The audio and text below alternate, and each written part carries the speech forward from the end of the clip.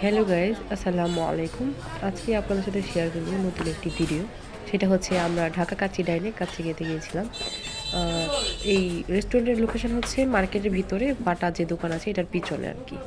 দোতলায় যেখানে আগে মসজিদ ছিল এখানে এই রেস্টুরেন্টটি করেছে আরকি। তো ১ম এই এন্ট্রি নিয়ে নিচ্ছি। এরপরে এন্ট্রি নেওয়ার সময় উপরের দিকে উঠলাম। এখানে একটু ভাঙ্গা আছে টাইলসটা। তো আপনারা যারা উপরের দিকে উঠবেন তারা একটু ভালো করে দেখে শুনে উঠবেন।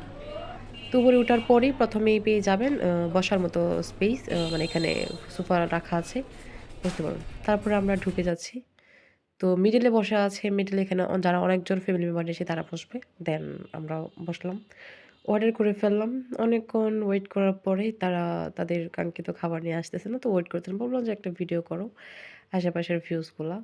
এ হচ্ছে এর সামনেই হচ্ছে এই রেস্টুরেন্টের সামনেই হচ্ছে রাস্তা। তো রেস্টুরেন্টের ভিউটা ভালো, অনেক সুন্দর ছিল চারপাশে একদম। ডেকোরেশন অনেক সুন্দর ইউনিক। দেন ফাইনালি আমাদের খাবার চলে আসছে। খাবারটা ছিল মোটামুটি ভালোই। বাট আমার কাছে কেন জানি খাবারের পরিমাণটা একদম পোষায় নাই আরকি। আমার আরো বেশি প্রয়োজন ছিল। বাট বাই দ্য ওয়ে যাই আছে। তো খাবার খাওয়া শুরু করলাম আস্তে, আস্তে আপনাদের ভিডিও দেখাচ্ছি। তো আমরা রেডি হয়ে যাচ্ছি খাবার খাওয়ার জন্য। তো ১ম এ যখন খাবার নিয়ে নিচ্ছি তখন ওদের কাছে আমরা বললাম যে, "এই খাবারটা নিয়ে নেওয়ার পরে আমাদের কিছু সালাদ লাগবে আরকি।" আমি অ্যাকচুয়ালি সালাদ বেশি খাই। যার কারণে ওয়েটারকে বললাম যে, "ভাইয়া আমাদেরকে একটু বেশি করে সালাদ দিয়েন।" তো দুজনের আলাদা সালাদ না দিয়ে একসাথে দিল ঠিক আছে পারলাম। বললাম যে, "ভাইয়া যদি শেষ হয় আবার দিয়েন।" সালাদ শেষ হয়ে গেছে। ওদেরকে ডাকতেছি যে, "ভাইয়া একটু সালাদ দেন।" কেউ নাই। Nobody can have forgive us সালাদ। তো আর কি করার তখন ঠিক আছে নিয়ে নিলাম। কি আর করার আছে? যেহেতু ওদের রেস্টুরেন্টে গিয়েছি, ওদের সার্ভিস এত বাজে যা বলার বাহিরে। জীবনের ১ম ওদের রেস্টুরেন্টে গিয়েছি। লাইফে আর কখনো যাব না। কারণ ওদের সার্ভিস খুবই বাজে। হ্যাঁ, ওদের সার্ভিস এত বাজে বলার বাহিরে। সে কাজ করতেছে মনে করেন প্রত্যেকটা ওয়েটারের ও যেই টেবিলে খাবার সার্ভ করে, ওই টেবিল পরিষ্কার কিন্তু তার দায়িত্বে থাকে। কিন্তু ওই ছেলে ওই সাথে যে পিচ্চি নতুন যে জয়েন করছে, ওরে ডাকতেছে, "এই তুই ওইটা পরিষ্কার করে দে।" তো এই বিষয়গুলো আমার কাছে খুবই খারাপ লাগছে এবং ওয়েটারের বিহেভিয়ার সালাদ চাওয়ার পরেও দেয় নাই।